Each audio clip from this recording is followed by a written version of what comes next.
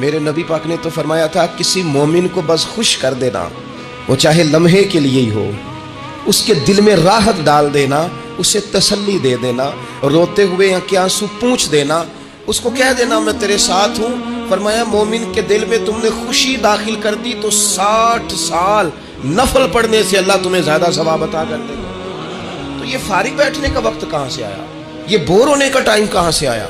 हमने अपने आप को बेकार कर लिया है, और रब ने नहीं बेकार पैदा किया, हमने बेकार कर लिया, हमने अपने आप को जंग लगा लिया।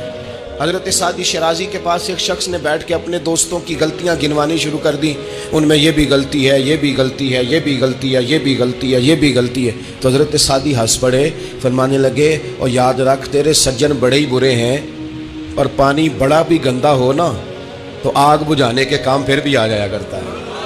तो कोई तो खूबी उनमें तलाश कर लेना, पानी बड़ा भी गंदा हो तो आग तो बुझाता है कि नहीं।